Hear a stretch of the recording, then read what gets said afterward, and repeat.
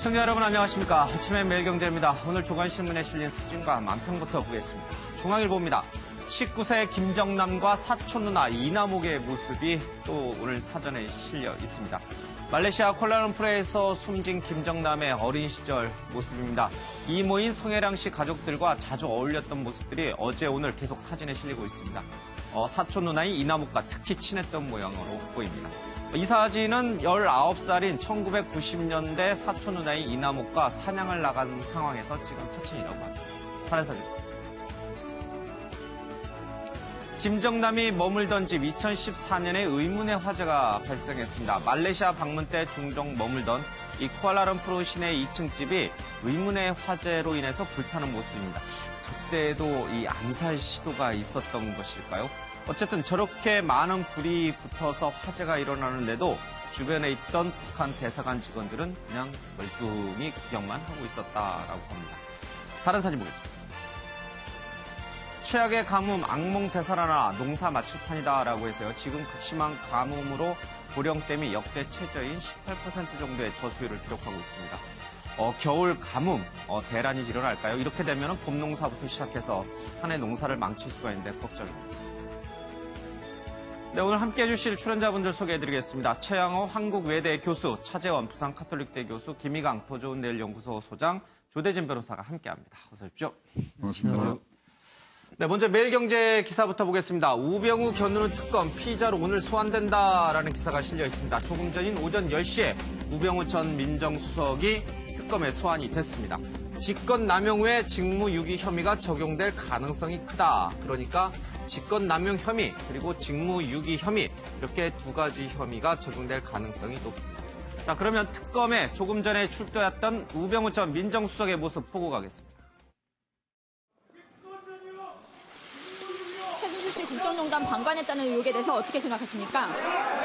최순실 씨 아직도 모르신다는 입장이세요? 네, 모릅니다. 이석수 특별감찰관 내사 방해했다는 의혹에 대해서 한 말씀 부탁드립니다. 들어가서 아니, 잠시만 성실하게 말씀해 주세요. 조사받겠죠. 문체부 인사 개입했다는 부분에 대해서 그런 모든 건 조사 받겠죠. 아드님 후보직 특혜에 대해서 한 말씀 부탁드립니다. 충분히 밝혔습니다. 한 말씀만 어떻게 밝히셨다는 국민들에게 거죠? 성찰한 적 없습니다.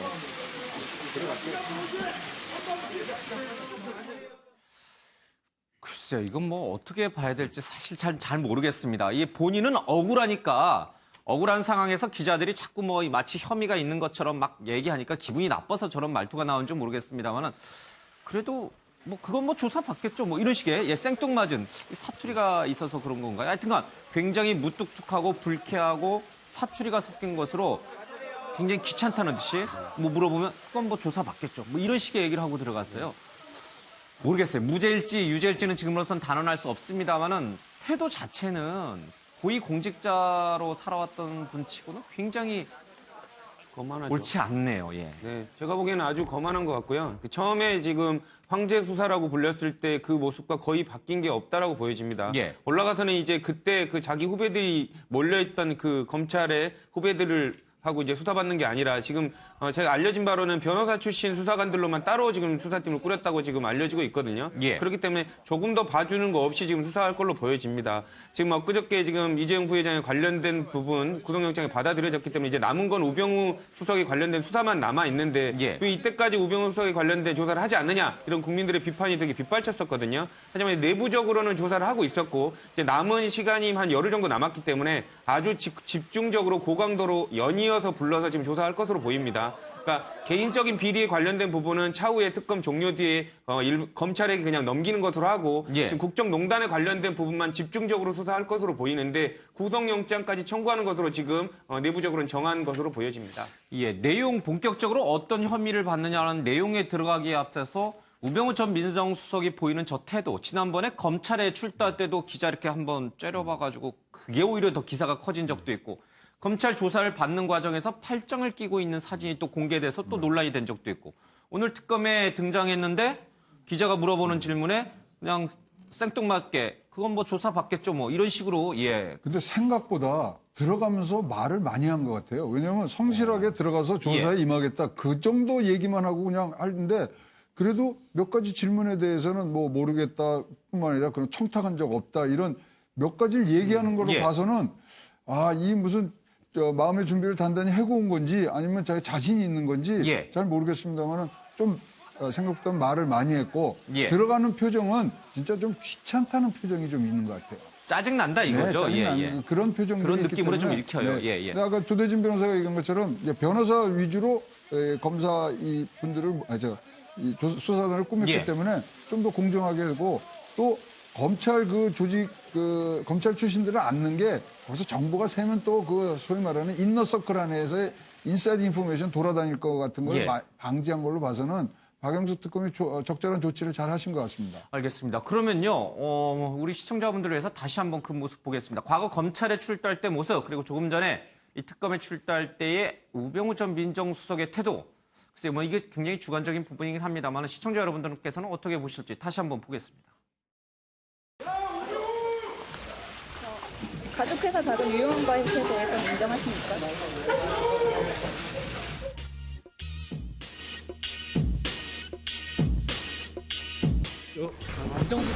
검찰 말고 국민들께 한 말씀 하시죠.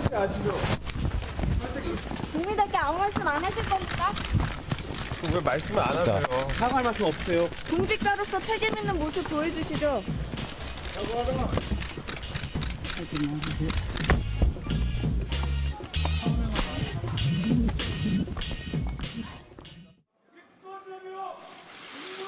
최순실 씨 국정농단 방관했다는 의혹에 대해서 어떻게 생각하십니까? 최순실 씨 아직도 모르신다는 입장이세요? 네, 모릅니다. 이석수 특별감찰관 내사 방해했다는 의혹에 대해서 한 말씀 부탁드립니다. 들어가서 아니 잠시만 말씀해 주시죠. 문체부 인사 개입했다는 부분에 대해서 그런 모든 건 조사 받겠죠. 아드님 후보직 특혜에 대해서 한 말씀 부탁드립니다. 충분히 밝혔습니다. 한 말씀 어떻게 밝히셨다는 거죠? 선창한 적 없습니다. 예, 검찰에 출두할 때는 뭐 당황해서 긴장해서 이렇게 쳐다본 거지 째려본 게 아니다라고 이제 우 전 수석은 잘 해명을 했었죠. 근데 그게 뭐 국민 눈에는 어떻게 뭐 받아들일지 참 모르겠습니다. 오늘도 그런 상황을 좀 우려했는지 기자를 쳐다보지는 않았지만 말하는 태도가 청문회 때도 마찬가지고 오늘도 마찬가지고 뭔가 이렇게 좀 진정성이나 성의가 좀 없어 보여요. 이게 저만 느끼는 주관적인 이게 워낙 주관적인 판단의 문제니까. 네, 우병우 수석의 기본적 스타일이라고 저는 봐지는데요. 예. 이 말을 하는 데 있어서 사실은 그 머리로, 그러니까 이성적으로 이렇게 말을 하는 사람이 있고요. 예. 가슴으로부터 이렇게 얘기를 하는 사람들이 있습니다. 근데 예. 우병우 수석은 전형적인 머리로 하는 스타일이고요. 예. 그리고 좀 말을 이렇게 좀 툭툭 내뱉는다는 스타일이죠. 예. 저는 그게 이제 우리 시대의 또 하나의 영웅들의 자화상일 수도 있는데요. 나이 20에 서울대 법대 나이 20에 사법고시 재학 중 합격, 그리고 승승가도, 예. 그리고 또 처갓집에 또 재산, 뭐 이런 것들이 함께 어우러지면서 예. 사실 검찰이라는 그런 위계 질서가 있는 곳에서의 리더십은 가능할지 몰라도 어떤 요즘 시대에 맞는 기업이나 이런 곳에 만약에 있었다면 굉장히 출세하기도 예. 쉽지 않았던 이제 그런 성향인데요. 저는 우병우 수석의 그 수사에 있어서의 좀 어려움은 예. 보통 흔히 우리가 이제 법률 지식이 많기 때문이라고 얘기를 합니다만 저는 우병우 수석의 뻔뻔함 때문에 사실은 어려움이 크다라고 봐집니다. 아까 그 처음 검찰 출석했을 때요. 예. 여 기자가 분명히 그 가족 회사에 대한 자금 운용 물어봤지 예. 않습니까? 청문회 때 그 새누리당의 의원이 지적을 했었거든요. 그때 어떤 상황이냐. 우리 우병우의 레이저에 대해서 얘기를 했었거든요. 재벌도 대통령도 검찰에 출두할 때만큼은 겸손하게 출두했는데 예. 어떻게 레이저를 쏠 수 있냐 이랬더니 갑자기 가슴 쪽으로 훅 달려들어서 예, 당황해서 그랬다고 당황해서 그랬죠. 어쩔 수 예. 없이 그랬다고 얘기를 했었거든요. 근데 아까 지금 시청자분들도 보시고 지금도 지금 화면 나가고 있습니다만 전혀 여 기자는 그냥 서 있는 상태, 다 이제 세팅이 된 상태에서 예. 질문만을 던졌거든요. 뭐 당황할 상황은 아닌 것 전혀 같고. 그렇지 예. 않다라고 봐지는데요. 결국엔 저는 저런 그 천재적인 머리를 예. 전혀 영혼이 없는, 가슴이 없는 상태로 예. 살아가는 고위공직자가 청와대에서 민정수석을 했다는 것이 바로 예. 지금의 이런 사태, 우리 대한민국의 또 비극의 하나가 아닌가 예. 이런 생각을 하게 됩니다. 그러니까 뭐 가슴으로 살아가는 거 굉장히 좋은 말인데 예, 잘못된 가슴, 예, 영웅도 잘 삐뚤어진 영웅 뭐 이런 의미겠죠. 예, 걔 막 금수저로 태어나지는 않았어요. 우병우 전 그렇죠. 수석이 예, 뭐 교사죠. 그렇죠. 예, 아버지가 교사 선생님을 하셨고 예, 뭐 또 처가가 전북 돈이 영주 있는 출신이니까 예, 말 평생 그대로 그러니까 을로 살지는 않았어요. 뭐 금수저로 태어난 건 아닙니다만은 을이라든지 병의 위치에서 세상을 살아본 적이 별로 없는 것 같아요. 그렇겠죠. 그러나 그렇죠, 뭐 예. 이제 지방 출신이고 예. 여기서 이제 다 뛰어난 영재였기 때문에 아마 서울대 법대를 갖고 또 아주 소위 말해서 소년급제를 한 거 아닙니까? 예. 자, 이제 이런 식으로 인생을 아주 나름대로는 굴곡 없이 잘 살아온 것 같아요. 잘 살아왔지만, 그러나 지난번 그 검찰에 출두하고 난 뒤에 우병우 전 수석의 별명이 하나 생겼지 않습니까? 국민 밉상. 그런 별명이 생긴 부분에 대해서 본인도 아마 나름대로는 상당히 본인도 사람 아닙니까? 그렇기 때문에 이번에 오늘 나오면서는 나름대로는 내가 들어가면 어떻게 처신을 해야 될까? 아마 머릿속으로 상당히 좀 뭐랍니까? 이 이미지 그런 걸 아마 많이 그려봤을 거예요. 그려보고 그러면서 지난번보다는 그렇게 뭐 여러 가지 그러니까 구설수에 오를 수 있는 그러한 태도를 보이지는 않았지만 그러나 분명한 것은 본인 스스로가 나는 잘못한 것이 없다. 나는 죄진 것이 없다는 그런 자기 신념을 확실히 갖고 있는 것 같습니다. 그렇기 때문에 오늘 뭐 최순실 물어보니까 나는 모른다. 최순실 부분은 결국은 직무유기에 해당되는 부분 아니겠습니까? 그리고 또 아들의 청탁 부분에 대해서도 그런 적 없다. 그렇게 이야기를 하는 걸 보면 이번에 그 특검의 수사 자체도 그렇게 녹록하지는 않을 것 같습니다. 그러나 이 특검이 관련 증거나 또 증언들을 많이 확보했으리라고 보이는 만큼 아주 이 법률 전문가인 이 우병우 수석과의 법리 대결이 아마 아주 치열하게 공방이 진행될 것 같고 그 결과를 많은 국민들이 지켜보고 있기 때문에 아마 특검도 최선을 다해서 수사를 하지 않을까 하는 생각입니다. 알겠습니다. 뭐 인물은 굉장히 혼쭐해요. 그러나 국민 밉상이라고요? 글쎄 그건 모르겠습니다. 국민 밉상이라는 별명이 생길 정도로 태도와 관련돼서 좀 논란이 되고 있는 것 같습니다. 태도는 좀 이제 여기까지 좀 다루고요. 그럼 도대체 우병우 전 민정수석이 받고 있는 주 혐의가 뭔가? 앞서 잠깐 우리 차 교수님도 얘기했습니다만 최순실을 모른다 그랬어요. 최순실을 모른다 그랬고 지난 청문회 때 대통령은 결백하다라고 자기는 믿는다 뭐 그런 식의 얘기도 좀 했어요. 자 그렇다면 본인이 왜 지금 특검에 소환됐는지 본인 스스로도 잘 모른다는 얘기가 되는 거예요. 그렇죠? 억울하다는 얘기가 되는 거예요. 일단 우병우 수석은 오늘 조사를 받을 때 부인으로 일관을 할 겁니다. 나는 그런 적 없다라는 부인으로 일관을 할 거고 그렇기 때문에 어떻게 보면 들어갈 때 되게 귀찮다는 듯한 표정을 보였거든요. 하지만 이제 특검 수사관들은 되게 압박 조사를 할 겁니다. 어떻게 민정수석이 이런 상황을 모를 수가 있느냐. 본인을 통해서 다 지나가는 관련된 상황일 텐데 몰랐다는 게 말이 되느냐라고 되게 압박 조사를 할 겁니다. 그러면 제가 시청자분들께 관전 포인트를 나름대로 좀 설명을 해드리면 내일 아침에 우병우 수석이 연달아 조사가 될 텐데 오늘 조사받고 또 내일 조사받을 가능성이 높습니다. 그러면 내일 조사받을 때 아마 표정이 풀이 주고 있다든지 조금 이렇게 긴장된 모습을 보이면 그 조사가 잘 이루어진 겁니다. 왜냐하면 이때까지는 밑에 후배 검사들이 어떻게 보면 그 정도로 압박 조사를 할 수가 없는 상황이었거든요. 근데 지금 특검 출신의 지금 변호사 수사관들이 지금 칼을 갈고 있거든요. 당신이 몰랐다면 민정수석이 왜 있었느냐라는 식으로 계속 추궁을 할 겁니다. 내일 표정을 들어갈 때 표정을 한번 잘 보십시오. 그 표정이 내일 또 당당하다면 나는 부인으로 일관해도 처벌 안 받을 수 있다라는 자신감이 있는 거고 그게 아니라 위축이 돼 있다면 상당 부분 내가 부인할 수 없는 증거들이 모여 있구나라고 이렇게 자포자기하는 표정을 볼 수 있을 겁니다. 근데 얼굴 자체가 워낙 이제 뭐 표정 변화가 없는 이른바 포커페이스라고 하나요? 그런 형태여서 얼굴 변화가 있을지 잘 모르겠습니다. 우병우 전 민정수석이 조사를 받게 되면 이제 직무유기, 직권남용 이런 부분들일 텐데 헌재 재판관도 그런 얘기를 했죠. 대통령이 2014년에 정윤회 문건 파동 났을 당시에 어떻게 청와대 문건이 외부로 유치될 수 있느냐, 이 국기문란이다라고 하면서 철저히 조사해서 재발 방지 대책을 세우라라고 했거든요. 그 재발 방지 대책을 세우는 곳이 바로 민정수석실이고 수석입니다. 그럼 그 이후에도 계속 최순실에게 문건이 오고 갔는데 왜 그렇다면 우병우 전 민정수석은 자신의 직무를 제대로 하지 않은 것인가? 왜 그걸 막지 못했을까? 이 부분에 대해서 가장 먼저 답을 좀 해야 될 것 같아요. 근데요, 이제 지금 우리가 좀 놓치고 있는 부분이 이게 탄핵을, 최순실 등 민간인에는 국정농단이거든요. 국정농단의 주체를, 그 다음에 그것을 받아들인 박근혜 대통령의 어떤 직무상 그런 잘못을 지금 탓하는데, 지금 나온 얘기들은 보면은 우리가 특검법에 이제 2조 9항 10조에 이제 10항까지 나와 있지만, 자, 직권 남용을 했어요. 직무유기를 했어요. 그러면 우병우 수석이 잘못돼서 우병우 수석을 처벌하면 되잖아요. 그럼 과연 이게 탄핵하고 어떻게 영향을 줄 것인가? 그래서 저는 보기에 지금 박근혜 대통령, 김기춘, 최순실, 그 다음에 그것이 이어져서 우병우까지 온 그 커넥션을 지금 좀 뒤져야 되거든요. 뭐 아들 꽃보지기라든가 자기 뭐 사기업 이런 거에 대해서는 이거 갖고는 탄핵하고는 연결이 안 되니까 그 고리를 깨는 게 굉장히 힘들 것 같아요. 예. 그러나 이제 여러 가지 혐의가 있습니다만은 특검도 워낙 이 뭐 법에 대해서 잘 아는 사람이 바로 우병우 전 민정수석인 만큼 확실한 증거, 물증부터 이제 제시하면서 그렇죠. 압박해 들어가겠죠. 이제 안종범 수석 수초에 예. 분명히 나왔을 거예요. 왜냐하면 이 우병우 수석은 비서실장을 뭐 그냥 뛰어넘어서 직보했다 그러니까 예. 거기에 분명히 박근혜 대통령이 직접 지시한 내용이 나오면 예. 그러면 바로 걸리는 거죠. 알겠습니다. 우병우 전 민정수석이 갖고 있는 여러 가지 혐의 가운데 좀 확실한 몇 가지 혐의가 오늘 이제 신문들에게 정리가 좀 돼 있습니다.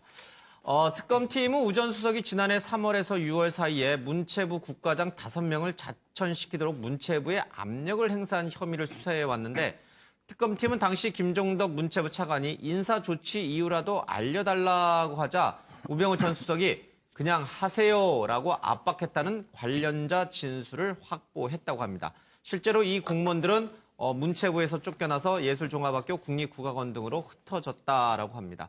자, 이 부분은 김종덕 전 장관이 직접 얘기를 했기 때문에 우병우 전 민정수석과 얘기를 한 상황에서 우 전 수석이 그냥 시키는 대로 하세요라는 말을 했다라고 분명히 김종덕 전 장관이 얘기까지 한 터라 이 부분은 우병우 전 수석이 빠져나가기는 좀 어렵지 않을까. 그렇죠. 만약에 근데 예. 문제는 그러니까 김종덕 장관이 그렇게 그러니까 그냥 전화를 했는데 그대로 하세요라고 이야기를 했다고 시키는 하더라도 대로 하세요. 시키는 대로 예. 하세요라고 했다고 하더라도 그 부분이 직권남용에 해당될지 안 될지는 그거는 또 우병우 전 수석의 입장에서는 아니면 김기춘 비서실장의 지시라든지 아니면 아니죠. 대통령의 지시라든지 그런 식으로 또 둘러댈 수 있는 부분은 분명히 있는 거거든요. 예. 아니 모르겠습니다. 1급 이상 고위 공무원 내진 차관급 인사나 장관은 대통령이 인사를 하니까 그 밑에 있는 민정수석이 뭐 이렇게 검증을 하기 위해서 스크린을 한다고 칠 수 있지만 과장이랑 국장급에 대한 인사 권한은 장관에게 있는 거잖아요. 국과장 인사를 장관이 자기도 모르는 인사가 이루어졌을 때 당연히 민정수석실에 이거 왜 이렇게 된 거냐라고 얘기를 하면 아 이건 이렇게 된 겁니다. 라고 얘기를 해줘야 될 의무가 있는 게 민정수석이에요. 그걸 참고 삼아서 장관이 국장, 과장 인사를 내리는 주체지 어떻게 민정수석이 인사를 할 수 있는 그러니까 주체입니까? 바로 그 때문에 지금 이제 직권남용의 혐의를 받고 있는 거 예. 아닙니까? 그런데 우병우 전 수석의 입장에서는 이게 어떻게 빠져나가겠습니까? 그러니까 이거는 나의 지시가 아니라 예를 들면 김기춘 비서실장이라든지 대통령이 통치 하나의 행위의 그거는 식으로 지시를 받아서 내가 한 것처럼 이야기를 할 수 있다는 거죠. 그러니까 그것이 할 수 있겠죠. 할 수 예. 있다는 거죠. 그렇기 때문에 뭐 하여튼 우병우 전 수석의 입장에서는 지금 자신이 받고 있는 여러 가지 혐의들에 대해서 나름대로의 방어 논리는 충분히 만들어 왔을 거라는 거죠. 제 예. 이야기는. 그리고 지금 또 이 직무유기와 관련된 부분도 예. 지금 먼저 보면 김종덕 전 차관과 특수관계에 장관, 있는 예. 장관과 특수한 관계에 있는 차은택 씨의 특혜옥에 대한 이 감찰도 덮었다는 거 아닙니까? 하고 난 예, 뒤에 그래서, 이런 부분들을 예. 보면 분명히 지금 이 우병우 전 수석은 들어가면서 최순실을 모른다고 그래 얘기했지만 예. 절대 몰랐을 리 없다. 이 사람이 법률 전문가이기도 하지만 이 검찰 내의 조직을 상당히 장악하는 거 보면 이 민감한 정보, 특히 이 권력의 동향과 관련된 예. 정보에 대해서는 상당히 높은 안테나를 씌우고 있던 정황이 분명히 보이거든요. 그렇기 때문에 몰랐다고 빠져나가기가 쉽지는 않을 겁니다. 그러나 지금 신문에서 보도되는 거 말고 저는 더 큰 중요한 혐의가 추가될 수도 있다. 그것이 뭐냐? 바로 증거인멸이라든지 위증을 교사한 혐의. 그러니까 예. 지금 안종범 수석이 이 정경련 관계자들이 출두할 때 위증을 하라고 이야기를 하고 안종범 또 안종범 수석이 수석이 뭐, 또 예. 나름대로 또 휴대전화를 파손한다든지 그런 요령들이 다 나왔지 않습니까? 그리고 또 대통령 주재 회의에서 미르재단과 K스포츠재단 모금에 관해서 어떻게 지금 정경련이 한 것처럼 예. 이렇게 지시하는 부분 이런 것들을 보면 청와대 내에서 최고의 법률 전문가인 이 우병우, 김기춘, 우병우, 그렇죠. 예, 예. 김기춘, 우병우 이 두 사람의 상당한 그 나름대로 조력과 예. 아니면 지시, 관여가 있었을 것이다. 이 부분이 우리는 지금 간과하고 있지만 특검이 이 부분을 들고 놓을 가능성도 저는 예. 배제할 수 없다고 봅니다. 강간은 안 하고 있습니다. 왜냐하면 이 이규철 특검보도 새로 인지된 혐의가 많다라고 얘기해서 방금 말씀하신 것처럼 청와대에서 조직적으로 이뤄진 증거인멸에 이 법률 전문가인 우병우 전 민정수석이 어느 정도 개입했을 것인가 그 부분도 아마 특검은 들여다보고 있는 것 같습니다. 좋습니다. 어쨌든 간에 우병우 전 민정수석이 이른바 김종 차관과 일하기에 껄끄러운 김종 차관의 말을 잘 듣지 않는 문체부 국과장 5명에 대해서 인사조치를 내린 그 부분은 명백한 증거로 좀 제시가 돼 있어서 이 부분을 어떻게 빠져나갈지 한번 그걸 좀 봐야 될 것 같고요. 중요한 것이 바로 최순실과의 관계인데 앞서도 이제 모른다고 얘기했어요. 그러나 우병우 전 민정수석의 장모하고 최경희 2대 총장하고 최순실하고 골프를 쳤다라는 목격자 얘기가 계속 나오고 있잖아요. 그 얘기 잠깐 좀 들어보겠습니다. 한번 영상 사운드를 한번 좀 틀어보겠습니다. 최순실과 오늘과 동시에 우병우가 민정비서관으로 청와대에 들어갔어. 부자자 회장이. 그래서 최순실이가 나는 여기 기억만 하면 소품 오는 기분이 소품 잠시요. 민정수석으로 올라간 거야. 이거 성명 그거야. 그 병원 불림인가 봐. 김영재 소녀니까 부자가 업체는 사장이거든. 실 만드는 회사. 최순실은 이영희로 왔거든. 컴퓨터에 인형사태 이름을 딴 이름을 넣으니까 최순실 이름이 이영희로 들어갔는데 수동가 이 최순실 거 다 맞고 애들끼리는 상하관계를. 우병우 민정비서관이 비서관으로 들어가기 전에 김장자, 장모라고 장모시죠. 최순실, 차은택, 고영태 등이 골프를 쳤다. 인정 못한다고 그랬습니다. 예. 김정민 변호사가 없는 얘기를 듣고서 차은택을 대신해서 할 사람입니까? 그 얘기는 김정민 변호사는 차은택 씨의 변호사이기 때문에 차은택 씨의 얘기를 전달을 한 걸로 알고요. 저는 차은택 씨를 모르기 때문에 제가 확인할 수 있는 바는 우리 장모님밖에 없습니다. 장모님한테 아니라고 그럽니까? 예.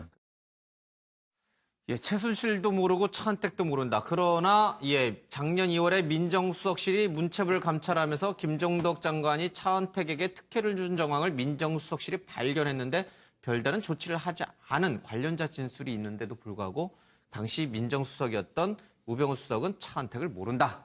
그리고 골프를 쳤다라고 봤다라고 주장하는 골프장 직원이 있는데도 모른다. 그건 장모가 알아서 하는 거지. 난 장모랑 사이가 좋지 않다. 친하지 않다. 사살콜콜, 시콜콜 얘기하지 않는다. 이런 식으로 다 빠져나갔어요. 지금 우병우 수석이 지금 구속영장에 관련된 부분에 논의도 나오고 있는 것도 저렇게 다 모른다고 부인을 하고 있는 것 때문이거든요. 예를 들면 우병우 수석이 나중에 특검의 조사 이후에 기소가 된다고 했을 때도 재판부도 그 부분을 따져 물을 겁니다.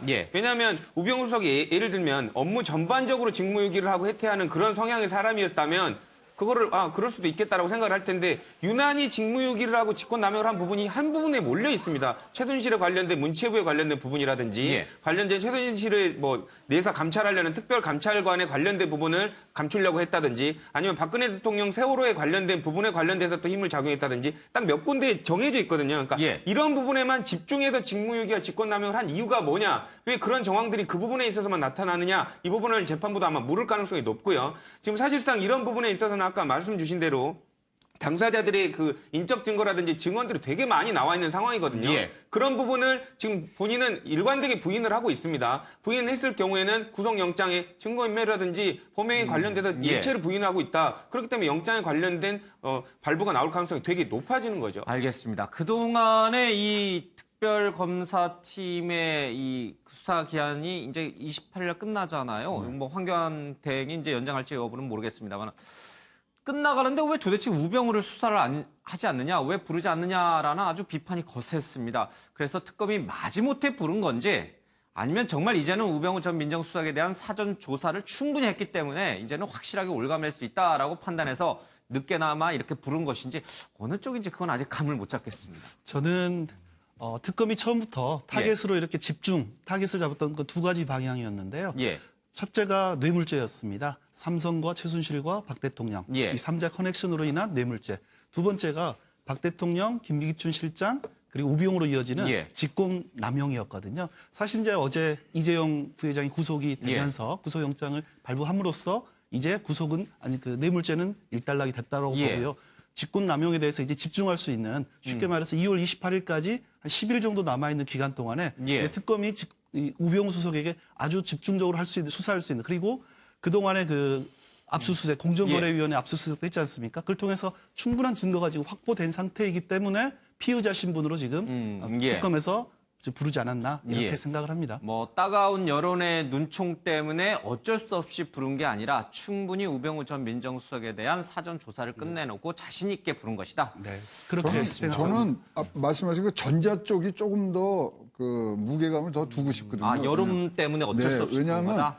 아니 여기서 뭐 위에서 시킨 일이라는 얘기를 안 하고 만약에 우병우가 제 판단에 의해서 했습니다. 이러면은 거기서 고리가 끊겨버리거든요. 예. 자, 우리가 지금 이 특검이라는 게 목적이 탄핵을 위한 뭐 탄핵의 그런 심판을 위한 조사인데 거기서 끊어버리면은 탄핵하고는 전혀 관계없는 개인적인 어떤 잘못이라든가 직무유기, 직권남용이 되기 때문에 그 연결고리를 참 찾기가 굉장히 어려울 거예요. 그러다 보니까 지금 뭐 후순위로 밀려 있는데 지금 뭐 뇌물죄는 한 고비가 넘어가니까 지금 여론에 좀 밀려서 하는 그러한 모양새가 조금 더 있지 않냐 그렇게도 봐집니다.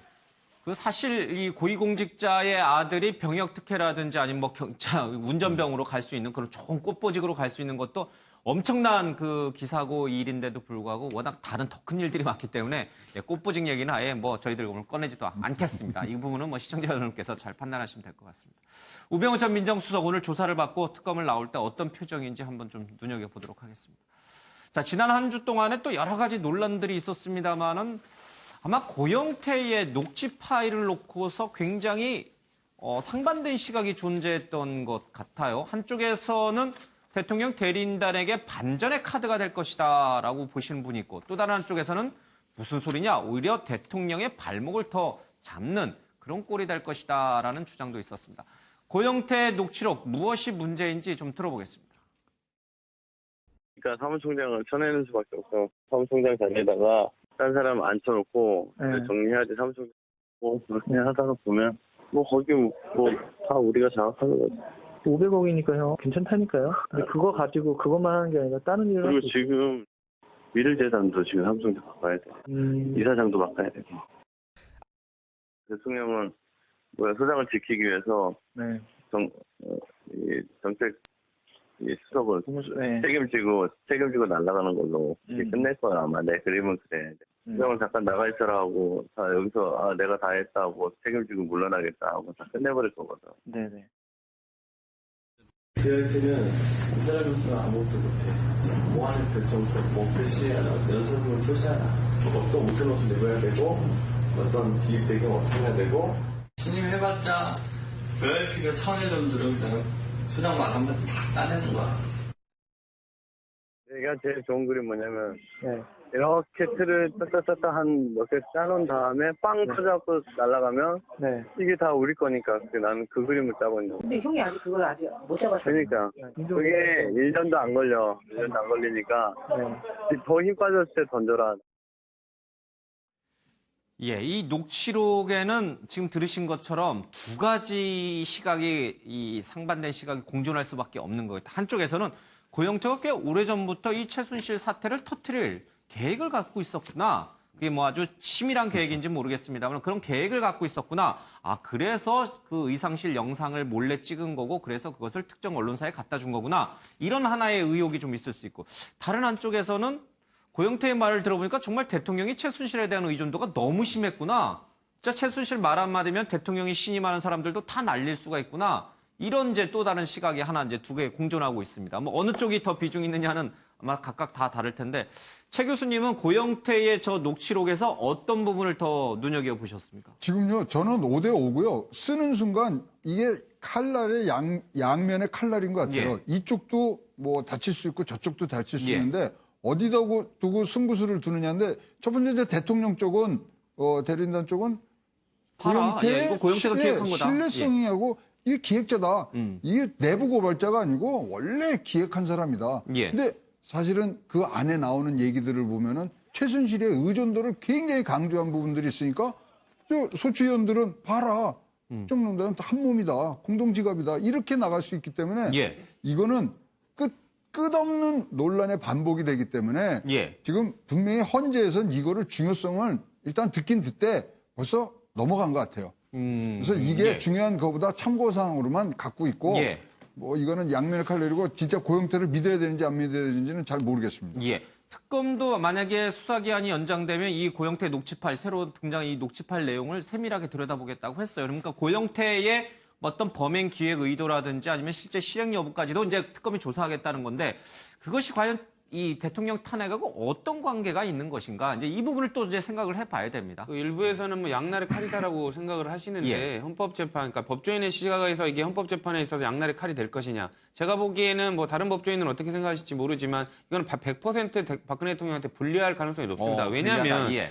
이게 얘기를 쭉 들어보면 고영태가 이걸 기획을 했다라는 쪽에 방점을 맞춰서 박근혜 대통령 대리인단을 주장을 하고 있습니다. 이것 봐라. 고영태가 기획해서 고영태가 이렇게 이득을 취하려는 그런 모습을 가지고 있다라는 취지로 지금 낸 것 같은데 사실상 이 얘기를 가만히 들어보면 재판부는 이 부분에 집중을 할 겁니다. 이 얘기가 고영태가 이런 녹취를 한 거에 전제가 되는 게 첫 번째가 최순실이 박근혜 대통령 마음대로 하고 있다. 그러니까 그 마음대로 하고 있으니까 우리도 편승해서 우리도 뭔가 해먹자라는 취지거든요. 그거를 터뜨려가지고 우리도 이제 뭔가 뭘 해먹자. 해먹자라는 취지이기 때문에 전제는 탄핵 심판의 지금 주요 쟁점이 되는 박근혜 대통령이 최순실 씨한테 조종을 당했느냐 이 부분인데 그걸 전제로 하고 있는 녹취입니다. 예. 그렇기 때문에 박근혜 대통령에 관련된 탄핵 심판에 있어서는 재판부는 뒤에 거 고영태가 그거를 해먹으려고 했던지 그거는 관심이 없으시고요. 그럼 그 전제가 되는 사실이 그 전제로 사실을 이런 모의를 했느냐 그 부분을 초점을 맞춘다면 당연히 박근혜 대통령 대리인단 이건 안 냈어야 되는 녹취입니다. 헌재 재판관들 입장에서는 대통령이 최순실에게 굉장히 의존하고 있다는 것만 더 재확인해주는 녹취 파일이다. 당연하죠. 예, 그 부분을 눈여겨보지 고영태의 저런 폭로 기획 의도에 대해서는 눈여겨보지 않을 것이다. 그러니까 재판부는 그렇게 볼 겁니다. 고영태도 그럴 정도의 이득, 아주 순수한 의도로 제보한 건 아닌 건 예. 같네라고 생각을 하겠지만 거기서 끝이고요. 그러면 고영태가 이런 녹음과 그런 모의를 한 이유가 측근한테 고영태가 보기에도 최순실 씨가 박근혜 대통령 이렇게 이용해 먹고 있으니까 그런 정황이 충분히 있다는 걸 전제로 예. 이런 얘기를 했구나라고 추단할 수 있는 부분이니까 그 정도로 측근이 보기에도 농단이 있었구나라고 확신을 주는 계기가 될 뿐이죠. 그러니까 그런 부분도 분명히 존재할 것 같고 그러나 또 다른 한쪽에서 보면 대통령 대리인단 쪽이라든지 뭐 이렇게 태극기 집회에 참여하시는 분들 사이에 이제 저 고영태 녹취 파일이 굉장히 뭐 SNS에서 돈다고 하는데 그분들 입장에서 보면은 고영태 자체가 처음부터 굉장히 불순한 의도를 갖고 몰래 영상실을 녹화하고 뭐 음성을 녹취하고 그래서 거기에다가 특정 언론과 결탁하고 거기에 또 어떤 권력이 레임덕이 오는 것을 이용하려고 하는 검찰 내 특정 세력하고 결탁하고 해서 이렇게까지 사태를 키운 거. 만약에 고영태의 저런 기획 의도가 없었다면 이 지경까지 오지 않았을 것이다라고 하는 그 부분을 내세워서 대통령은 지금 억울한 피해자다 이렇게 네. 나올 수 있는 거 아니에요? 저는 다음 주에는 아마 이 고영태 얘기 더 이상 나오지 않을 겁니다. 이게 더 이상 논란거리가 되지 왜요? 않을 겁니다. 왜냐하면 예. 지금 대통령 그 대리인단 측에서 예. 이걸 지금 주장한 의도가 있어요. 의도는 뭐냐? 어떻게 해서든지 이걸 쟁점화시켜서 헌재 탄핵 결의하는 거를 지금 가결이 기각이나 연장시킨다. 인용 연장하기 위한 의도였거든요. 근데 문제는 이재용 부회장이 지금 구속이 되면서 또 뇌물죄로 지금 뇌물을 준 사람이 지금 구속이 된 상태거든요. 이건 법원에서도 법리를 인정한다는 얘기거든요. 그러면 뇌물을 받은 사람에 대한 얘기인데 어제 그 이동욱 헌법재판관 출신의 그 변호사도 나와서 하는 얘기가 이건 물론 잘못 인정한다. 하지만 뇌물죄가 아닌 이상 대통령이 탄핵 사유도 되지 않는다라고 주장을 펼쳤었거든요. 근데 지금 어제 완전 국면이 바뀌어버린 겁니다. 그렇다는 얘기는 다음 주부터는 이제 이건 아주 마이너한 그냥 소소한 주제가 되버린 거고요. 앞으로 이 뇌물죄에 대한 대응을 어떻게 해 나갈 건지 그리고 헌재 재판관들에게 그건 유죄가 확정된 게 아니므로 이걸 주장을 계속할 거지 이 얘기 가지고는 더 이상 논란의 거리가 저는 안 되리라고 생각합니다. 잘 보겠습니다. 뭐 뇌물죄 부분이 워낙 큰 부분이긴 합니다만은 그렇다고 해서 대통령 대리인단이라든지 아니면 대통령이 억울하다고 생각하시는 분들이 이 고영태 녹취 파일을 그렇게 손쉽게 포기할 것 같지는 않습니다. 이정미 재판장 대행이 벌써 김수현 고원기획대표 그러니까 녹음 파일의 그 상대방으로 나오는 분을 증인으로 채택해야 되는 그거를 거부를 했지 않습니까? 왜냐하면 거기 나오는 내용들은 벌써 검찰 기록이나 수사 기록에 다 나와 있기 때문에 김수현을 증인으로 부르는 것을 이제 안 했단 말입니다. 채택을 안 했기 때문에 헌재의 입장은 벌써 나와 있는 것 같아요. 고영태 녹음 파일 이거는 지금까지 나온 거 큰 다른 추가 사실은 없는 것 같다. 그래서 판단에는 크게 참고는 쓰시겠지만 큰 대세는 아닌 것 같습니다. 알겠습니다. 그렇지만 이 고영태의 녹취를 그렇게 쉽게 가볍게 볼 일만은 아닌 것 같습니다. 그럼요. 좀 따져봐야 될 부분은 분명히 존재하는 것 같습니다. 그것이 대통령 탄핵과 어떤 관계가 있는지 영향을 줄 수 있는 건지 아니면 본질과는 무관한 지엽적인 것인지 그 부분도 아마 헌재 재판관들이 판단할 것이라고 봅니다. 박 대통령을 개 그것이라고 불렀다 뭐 이렇게 얘기하고 있는데 저 녹취록만 들어서는 저 개 그것이라고 개라고 특히 부른 부분을 최순실이 그렇게 부른 건지 아니면은 고영태가 대통령을 개 이렇게 그러니까 그 멍멍 개가 아니고 이제 지시대명사 개 쪽에 그렇게 부른 건지는 좀 헷갈립니다. 김수현의 녹취 직접 한번 들어볼까요? 제가 얘기한 게 맞다고 보는 게 왜 그러냐면 소장은 이미 진은하고 박근혜는 끝났다고 보는 거예요. 근데 걔한테 받을 게 뭐 있다고 생각하는 거예요. 없다니까요. 제가 볼 때는 없다는 거예요. 소장 통해서 박근혜 통해서 받을 수 있는 거는 그거를 죽이는 걸로 해가지고 딴 쪽하고 얘기하는 게 더 크다고 보는 거예요. 저는.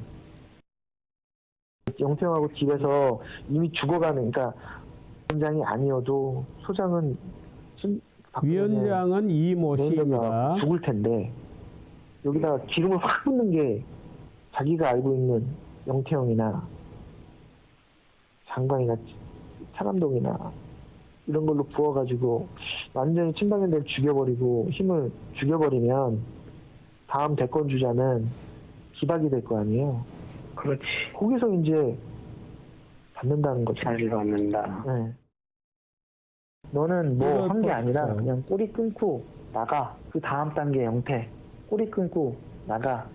결론은 최 소장 국정 개입 몰고 간다. 그러면 지금 상황에서 박근혜 정부가 제대로 하는 일도 없고 하는데 하는 일도 말도 안 없고 되는 하는데 최순실 정인의 뭐 이런 애가 국정 개입했다?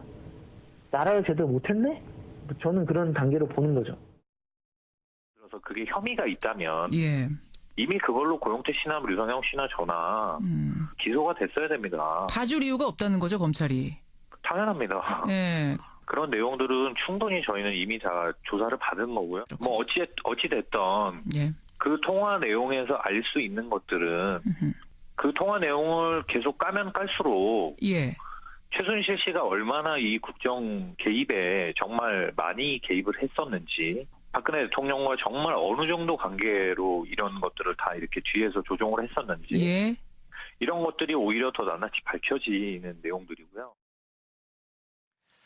네, 뭐 여러 가지 이제 논란을 불러일으키는 녹취 내용을 직접 좀 들어봤습니다. 어쨌든 소장은 그러니까 최순실은 대통령을 진은해라고 보고 대통령도 끝났다고 보는 거다라는 식의 얘기를 좀 한 것으로 해석이 되고 있습니다. 근데 저 개라는 표현을 뭐 솔직히 최순실이 한 건지 아니면은 김수현이나 고영태가 대통령을 저런 식으로 이제 뭐 부른 건지 모르겠습니다. 뭐 사적인 자리에서야 뭐 저렇게 부를 수도 있겠다 그렇죠. 싶기도 합니다만은 어쨌든 저렇게 부른 의도들 이런 모든 것들이 대통령을 지지하시는 분들 입장에서 보면 굉장히 불쾌하고 그리고 뭔가 의도를 가진 것이다 이렇게 보는 것 같습니다. 그렇죠. 저는 뭐 평론하면서 많은 사람들이 이야기하는데 양비론, 양시론 그런 식으로 이야기하지 말라고 이야기했지만 이 사안 같은 거 대표적으로 양비론이죠. 예를 들면 고영태가 이렇게 나름대로 최순실 씨 국정농단을 지켜보면서 나도 한번 어떻게 하면 우리끼리도 한번 해먹을 수 있겠구나. 그런 얘기를 지금 한 내용 아닙니까? 그런 부분은 분명히 잘못됐죠. 그러나 문제는 그러니까 지금 고영태 씨 폭로로 지금 제기된 건 합니다만 최순실 씨가 대통령을 이용해서 이런 식으로 엄청난 국정이익 농단을 개입하고 자신의 사적 이익을 취한 부분. 그럼 그 잘못은 없어집니까? 그렇지 않지 않습니까? 그러니까 고영태도 그 이야기를 하고 있거든요. 자기가 책임질 부분은 자기가 책임지겠다는 거죠. 그러니까 아마 앞서 우리 앵커께서 말씀하셨듯이 이 특검이 연장이 되든 아니면 특검이 연장이 안 된다 하더라도 그 뒤에 또 검찰이 또 받아서 계속 수사를 할 때 고영태 씨가 잘못한 부분이 나오면 그건 그것대로 처벌하면 된다는 거죠. 그 고영태 씨가 지금 그러니까 이런 이야기를 했다고 해서 그럼 최순실 씨와 대통령이 지금 이제 국민으로 위임받은 주권을 이 최순실에 넘긴 이 대목은 고스란히 없어지는 거냐, 면제를 받는 거냐, 그건 아니라는 거죠. 그렇잖아요. 그리고 또 양시론 입장에서 보면 두 사람 다 기획을 한 건 맞아요. 그러면 이 고영태 씨의 기획은 뭐냐? 고영태 씨는 최순실 씨의 국정 개입 농단 자체를 자신은 잘못됐던 거라고 생각을 했기 때문에 2년 동안 치밀하게 준비를 해서 폭로를 기획한 거고 최순실 씨는 뭘 기획했습니까? 최순실 씨는 처음부터 대통령을 이용을 해서 나의 사적 이익을 취해야 되겠다는 그 엄청난 이 비리 구조를 기획한 거죠. 그 기획의 차이는 분명히 경중의 차이가 있는 거 아닙니까? 이 부분을 아마 헌법재판소나 또 나중에 또 이 부분이 또 형사재판으로 갔을 때의 사법부도 그 무게의 경중은 분명히 가릴 거라고 봅니다. 알겠습니다. 그러나 뭐 결코 이렇게 쉽게 볼 일은 아니다. 뭐 특검이 됐든 검찰이 됐든 고영태 씨의 이 폭로 의도, 기획 폭로 의도는 분명히 좀 조사하고 넘어가야 될 부분이 있다. 알겠습니다. 그런데 이게 너무 지엽적인 얘기라 저희들 뭐 다루긴 좀 민망합니다만 이 녹취 파일 내용 가운데 고영태하고 최순실이 부산에 여행을 갔다는 얘기도 좀 나옵니다. 그래서 뭐 글쎄 이게 뭐 워낙 이게 좀 뭐 사실 뭐 이런 얘기예요. 예, 쉽게 말하면 이제 부산 내려가셨어요라고 이제 김수현 씨가 이제 고영태에게 전화를 해서 통화한 내용인데 푹 쉬고 오세요. 그랬더니 나 그 최순실과 같이 있어. 이제 이런 얘기를 하죠. 그래서 노승일 부장이랑 둘만 간 줄 알았던데 이게 고생이 많으시네요라고 했더니 일의 연장이야. 뭔 줄 알지? 그것만 알고 있어. 조 변호사님, 저 일의 연장이야. 뭔 줄 알지? 그것만 알고 있어. 내가 최순실이 좋아서 같이 간 게 아니라 같이 그러니까 예, 최순실의 마음을 환심을 얻기 위해서든 아니면 최순실에게 결정적인 뭔가 약점이 될 만한 것을 알아내기 위해서 녹취하기 위해서 간 것이든 뭐 어쨌든 고영태는 최순실을 비즈니스 관계로 만난다라고 주변 사람들한테 얘기했습니다. 그러니까 정상적인 관계로 볼 수가 없기 때문에 어쨌든 나이 차이도 많이 나고 그리고 굳이 뭐 이렇게 쉬러 가는데 모시고 갈 이유가 없지 않습니까? 그러니까 어떤 목적을 가지고 갔다라는 거를 추단할 수 있는 부분이고요. 그러니까 본인도 예를 들면 기분 전환하기 부산 갈 수도 있죠. 근데 그게 좋아하는 사람과 가면은 기분 전환이 되겠지만 싫어하는 사람이나 관계 없는 사람하고 가면 일이 됩니다. 그러니까 그런 취지. 그러니까 아까 말씀 주신 대로 최순실이 본인이 옆에서 고영태가 바라봤을 땐 여러 가지 힘을 휘두를 수 있는 위치에 있다는 건 지금 이미 인지를 하고 있는 상태고요. 그렇다면 그 힘을 누리기 위해 대한 그 요건은 뭘까요? 최순실 씨가 자기를 믿고 자기를 도와줄 수 있는 마음이 생겨야 되는 부분이기 때문에 싫어도 따라갈 수밖에 없었다라는 취지를 주위 사람들한테는 얘기한 것 같고요. 그 취지로 자기 마음을 알아달라는 거 확인하는 내용 같습니다. 알겠습니다. 최순실을 이용해서 고영태가 뭔가 크게 한몫 챙기려고 했다면 최순실의 환심을 사기 위해서 여러 가지 행동을 했겠죠. 잘 모르겠습니다. 이 부분은 뭐 저도 뭐 저 두 사람만이 알고 있을 테니까. 그 앞에 대화 내용이 이거예요. 내가 지금 소장 최순실을 통해 가지고 뭔가 먹고 사는 문제를 해결하라고 하니까 이렇게 앞에 대화 내용이 나오니까 뭐 소위 말하는 악용을 하고 이용을 해서 좀 판이 벌어졌잖아요. 거기서 진짜 자기 몫을 찾으려는 건데 그러니까 그걸 일의 연장이라고 그러고 부산 갔다 오고 그런 것 같습니다. 예, 좋아서 만나는 사이가 아니라 뭔가 한몫 챙기기 위해서 신임을 받고 또 뭔가 약점을 잡기 위해서 만나는 것이다. 보니까 뭐 저기 최순실 얘기한 대로 다 돌아가니까 아 이거는 뭔가 생기겠다. 그리고 분명히 그 전에 금전적으로 뭐가 왔다 갔다 하는 건 분명히 목격을 했을 거예요. 예, 알겠습니다. 뭐 지엽적인 문제라 저희가 더 깊게 파고들지는 않겠습니다. 최순실과 고영태 무슨 관계인지는 뭐 그다지 중요한 문제는 아닌 것 같긴 합니다만. 예, 그동안 지난주 한 주 동안 이런 일들 때문에 좀 기가 막힌 일들 또 뭐 정말 어이가 없는 일들 이런 것들이 많았기 때문에 인터넷에서는 이 패러디 영상들이 계속 회자가 좀 됐습니다. 저희들 그동안에 있었던 패러디 영상들 모아봤습니다. 들어보시죠. 큰일 났네. 큰일 났네. 큰일 났네. 큰일 났어. 다 죽었네. 다 죽었어. 아유, 그걸 왜 못 막았어? 왜 못 막았어? 그걸 그렇게 하면 어떡해? 걔는 그런 쓸데없는 얘기를 뭐하러 했대? 아이, 큰일 났네. 큰일 났네. 아이, 뭐라고 해야 해? 다 죽었네.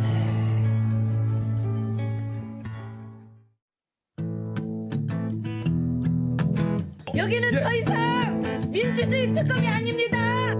여기는 더 이상 민주주의가 아닙니다. 자백을 강요하고 얹어서 하는 거는 좋지만 또 이제 저게 너무 이제 퍼져갖고 이제 인신공격이나 비하로 가면 절대로 안 될 것 같습니다. 알겠습니다. 저희들이 이렇게 이제 좀 들어봤습니다. 모릅니다. 연발했던 김기춘 전 비서실장. 그러나 김기춘 전 비서실장이 과거의 한 발언이 다시 회자가 되고 있습니다. 신동아 3호로가요. 2008년에 김기춘 전 비서실장이 기고했던 기고문을 입수를 했는데요. 제16회 동창회가 2008년에 엮은 동창회집이었습니다. 여기에 이 김기춘 전 실장이 기고를 했는데 그 기고 글 속에는요 이런 내용이 나옵니다. 자신의 이 법조인으로서의 세월 속에서 가장 기억에 남는 것이 2004년 노무현 대통령 탄핵 사건이다. 당시 이제 김기춘 전 실장이 국회 법제사법위원장이었기 때문에 탄핵 소추위원장이었죠. 지금 권성동 위원장처럼요. 자, 이런 내용이 나옵니다. 재헌국회 속기록을 보면 대통령의 실정법 위반뿐 아니라 지휘 감독 관계에 있는 공직자에 대한 지휘 감독을 소홀히 한 것과 국정을 불성실하게 수행하는 경우 모두 헌법 위반으로 탄핵 사유가 된다라고 설명하고 있다고 합니다. 탄핵 사유는 기소가 가능한 형사적 범죄일 필요는 없고 헌법이 부여한 의무를 다하지 않은 경우, 부패 행위를 한 경우, 공중의 신뢰를 깨트리는 경우도 탄핵 사유가 된다. 직무를 태만히 하거나 성실히 수행하지 않은 경우에도 탄핵 사유가 된다 할 것이다. 라는 식으로 2008년에 기고를 했습니다. 이 기고를 한 사실을 지금 김기춘 전 실장이 지금 구치소 안에서 읽었다면 뭐라고 또 덕구라지라고 이제 별명이 붙으셨으니까 피해갈 수 있을까? 뭐라고 피해갈 수 있을까? 자기가 나이가 들어서 기억이 안 나는데 그런 걸 썼는지 못 썼는지는 또 기억이 안 난다고 하실 겁니다. 그렇지 않겠죠. 예. 예. 아니 그리고 저는 이제 사람이 일관성이 있어야 되지 않습니까? 예. 머리도 좋으신 분이 박정희 대통령이 똘똘이라고 부르실 정도로 똑똑하지 않았습니까? 예. 사람이 일관성이 돼야 되고요.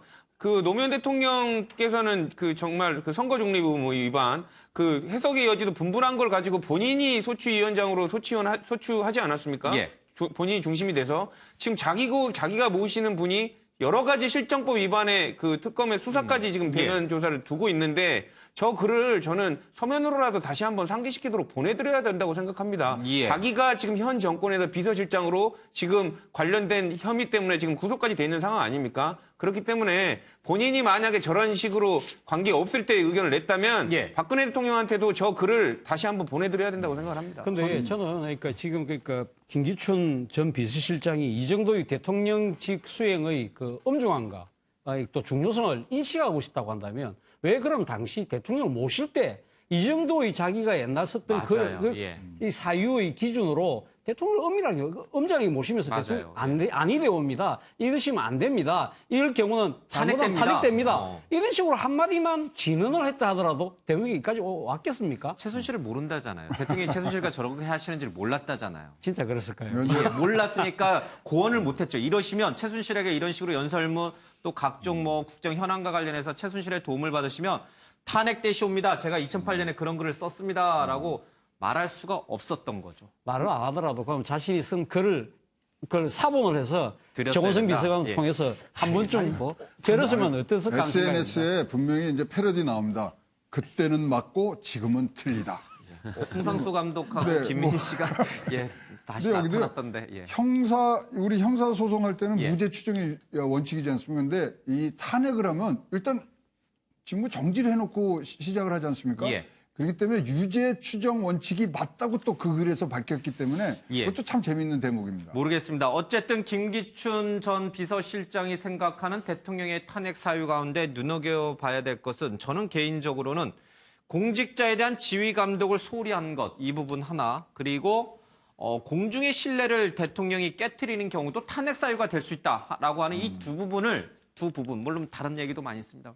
이 두 부분을 아마 지금의 이 탄핵 국면과 좀 대비시켜보면 어땠을까? 지금 밑에서 블랙리스트 작성했죠? 대통령은 모른다 하시죠. 밑에 장관하고 그 국민소통 비서관실부터 해서 몇몇들이 했다고 하죠. 하지만 대통령은 모른다 해도 김기춘 실장의 이 탄핵 이유 가운데 하나인 공직자에 대한 지휘 감독을 잘못한 책임. 여기에 걸리게 돼요. 그렇죠? 그리고 공중의 신뢰를 깨트리게 된 경우 지금 대통령이 지난해 영거포 3차례에 걸쳐서 대국민 사과를 했습니다마는 다 거짓말이다라고 보는 여론이 굉장히 압도적으로 많습니다. 이런 또 공중의 신뢰를 또 깨트린 경우 뭐 이런 것들이 전부 김기춘 전 실장이 봤을 때는 탄핵 사유예요? 맞습니다. 그러니까 정확히 따져서 지금 김기춘 그 실장께서 국회 탄핵 위원장의 자격이라면 아마 똑같이 지금 얘기를 하고 있을 겁니다. 그 얘기 무슨 얘기냐면 사람이 누구냐에 따라 내가 어느 진영에 서 있었느냐에 따라서 지금 180도 지금 다른 의견을 제시하고 있는 거거든요. 이게 바로 진영 논리에 함몰된, 매몰된 이게 폐해라고 지금 봐줄 수밖에 없는 거죠. 뭐 그러니까 법이라는 것은 이념이나 진영 논리에 따라서는 안 되죠. 그렇죠? 정치적 중립성 그리고 정확한 법률적 판단, 법적 해석 그게 더 앞서야 법치국가의 틀. 그게 바로 대한민국의 근본적인 힘인데 그 힘을 무시한 채 본인의 힘, 자기 진영의 힘이 그 법률, 우리가 원칙으로 정해놓은 헌법과 법률을 해석하는 데 있어서 고무줄식으로 해석을 하고 있다는 거. 이게 지금 안타까운 점입니다. 모르겠습니다. 뭐 이런 이제 김기춘 전 비서실장의 과거 기고문을 저희가 이제 꺼내든 이유는 뭐 이거 봐라 이렇게 되니 이제 대통령 탄핵은 너무 당연한 거냐 이런 식의 얘기를 하고자 함이 아니고 뭐 이 당시에 김기춘 전 비서실장이 생각했던 탄핵의 기준 그리고 지금 대통령 대리인단이 생각하는 탄핵의 기준 뭐 이런 것들이 조금씩 달라지고 있다는 부분을 저희들이 한번 좀 보고 싶어서 이렇게 얘기를 한 겁니다. 김기춘 전 실장으로서는 뭐 생각하고 싶지 않은 기고문이었던 건 확실한 것 같습니다. 그렇죠? 예. 감옥 안에 있습니다만 어떤 지금 생각을 갖고 있을지 모르겠습니다. 자, 신문으로 돌아가겠습니다. 최순실 덫에 걸린 삼성 멈추다라고 해서 매일경제신문에 기사가 있습니다. 이재용 부회장이 끝내 구속이 됐고요. 초유의 리더십 공백 사태를 맞은 삼성그룹, 한국경제 리스크로 번질 수도 있다라는 얘기가 흘러나오고 있습니다. 삼성에 몰려오는 4대 먹구름이 있습니다. 인사와 투자, 채용이 모두 올스톱됐습니다. 연쇄 충격이 불가피하고요. 지배구조 개편이 무기 연기될 수도 있다라는 얘기도 흘러나오고 있습니다. 문제는 글로벌 경영 전략입니다. 우리 한국 경제에도 큰 영향을 줄 수 있기 때문에 AI라든지 IoT라든지 이런 투자가 삐걱거릴 수 있다. 4차 산업혁명에서 우리나라가 낙오할 수 있다라는 우려도 나오고 있습니다. 국내외 이미지 추락은 뭐 말할 것도 없겠죠. 삼성 그러면은 대한민국 브랜드 이미지의 상당 부분을 차지하는데 같이 좀 브랜드 파워가 하락할 수 있습니다. 그래도 하나 더 보겠습니다.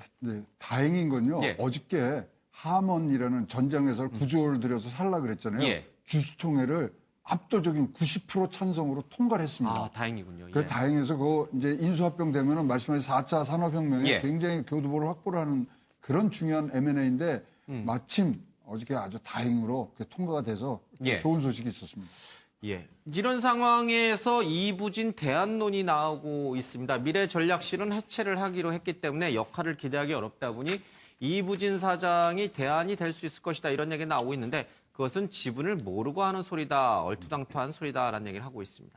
다른 기업들도 이제는 뇌물죄 부분과 관련해서 초긴장 상태에 들어갈 수밖에 없습니다. 이재용 부회장이 구속됐을 때 가장 먼저 접견한 사람이 바로 최지성 미래전략실 사장이었습니다. 그렇죠? 최지성 부회장인데 가족보다도 먼저 한 10여 분에 불과하긴 했습니다만 이 부회장을 면회한 이유가 뭘까요? 그 하먼이라든가 앞으로 어떻게 해야 될 건지 10분밖에 못 만나셨다고 지금 알고 있습니다만 앞으로 뭐를 어떻게 할 것인가를 보고하고 오케이 사인을 받은 걸로 지금 생각이 되고요. 그러면 차기 경영 구도와 관련돼서도 이 부회장의 어떤 지시가 있었을까요? 아닙니다. 이제 이쪽에서 그 미래전략실하고 이 전문기관이 이제 사장단으로 해서 이제 중요한 협동 그 지도 체제를 갖고 간다는 보고를 했고요. 거기에 대해서 그럼 빨리 그럼 비상경영 체제로 가자. 그리고 하면 이렇게 진행이 됩니다. 등등 얘기를 했고요. 오늘 이제 홍라의 여사부터 해서 자기 여동생들이 오늘 또 면회를 가는데 아마 2시에 이제 특검에 소환이 되니까 그 전에 아마 면회가 있을 거로 생각이 됩니다. 삼성그룹이 총수가 부재했던 적이 단 한 번도 없었는데 이번에 이제 사상 초유의 사태를 좀 맞게 됐습니다. 그런데 삼성은 뭐 실질적으로 하니까 총수가 한 번도 구속이 된 적이 없기 때문에 아마 그런 표현을 쓰신 것 같은데 사실상 공백은 몇 번 있었죠. 그러니까 예를 들면 이건희 회장이 그때 폐암이 발생해서 미국의 병원에 입원해 있고 이럴 경우에는 사실 경영에서 상당히 떨어져 있었던 기간이 꽤 되거든요.